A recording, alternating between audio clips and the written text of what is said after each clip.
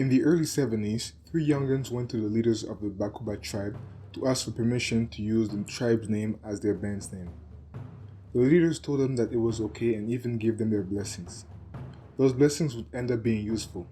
The group named Empire Bakuba, or Bakuba Empire in English, would be one of the most successful group and by far the most stable band in Zaire for the 25 years before the sudden death of one of its leaders, Papik Pepe Kale. In an environment as volatile as the Kinshasa musical scene, sticking together for such a long time is nothing short of a feat. The purpose of this video will be to analyze what were the reasons for their stability, aside from the blessings they received. So to anyone willing to build a team or an empire, those might be interesting lessons. So hello, welcome to the Botengu channel. I use this channel to show videos about music theory, others with myself playing music, and I also like to make small documentaries on African music. You can like, comment, and subscribe if you want to see more. Leadership in Congolese bands is particularly interesting, and many of the things that will be mentioned here can be likened to political systems. There are two types of bands. One where it's not always clear who the leader is. Those bands are usually less stable, and disbandments are frequent. Then there are bands where one leader rules, just like a dictator. The longevity of this type of musical band is dictated by the lifespan of the leader. In the latter case, departures can often happen. But similarly to exiled opponents who create opposition parties, the new bands formed by the ones who left cannot usually compete with the original one. In the midst of all this, there is one group that has had the best of both worlds. From their creation in 1973 until 1998, Empire Bakuba had one of the most stable orchestras, and yet they had multiple leaders and key figures. In comparison, 15 years after the creation of Zaiko Langalanga group, the members issued from that group had already created more than 6 new orchestras.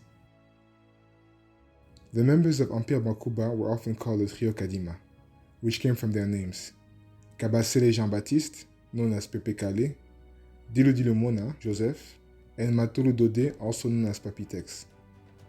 3 co-founders and co-president on which the empire relied. Similarly to how empires or governments rely on trias politica, also known as the separation of powers in 3 branches.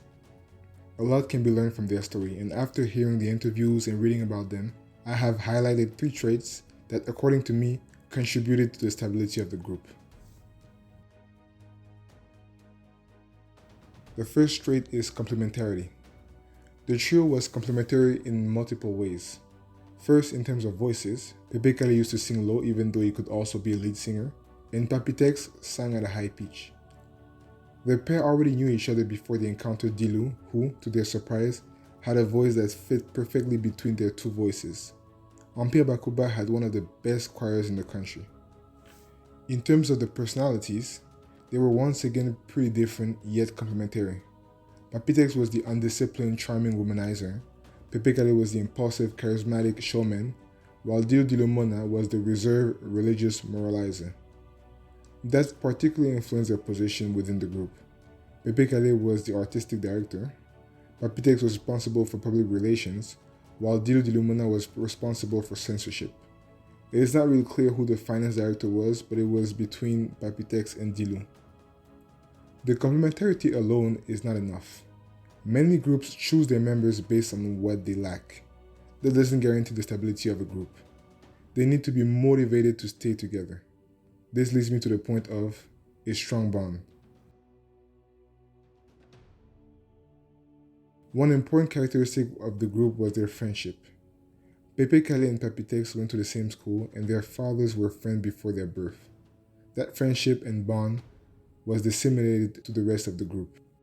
Initially, for example, Kale was offered to go to another group, Bella Bella.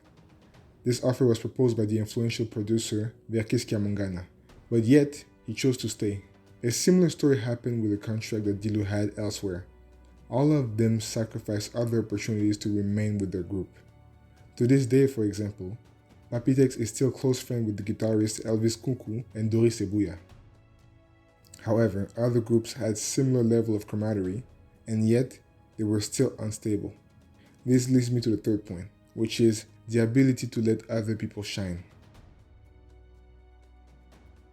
It is easy to think that Pepe Kale was the main leader, but it wasn't true.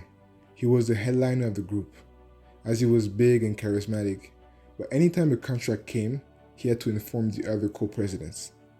For the co-presidents to let him be the headliner, it required a lot of humility, which all of them had. Also, each co-president was able to make an album of his own, featuring the rest of the group. Other examples include the recruitment of the dancing dwarf Emoro, as well as the MC, Chuna Mambafu. Both were able to be in the spotlight, and Emoro became one of the main attractions of the group until his death in '92. At the end of '98, Papitex would be involved in a car accident and would have to spend a year in the hospital. It was during his rehabilitation that he would re-announce the passing of his childhood friend, Kabasele. The absence of the two figures created the leadership void that preceded chaos within the group. As soon as he got out of the hospital, Papitex did his best to rehabilitate the group, but in vain. He came late and the empire was in ruins.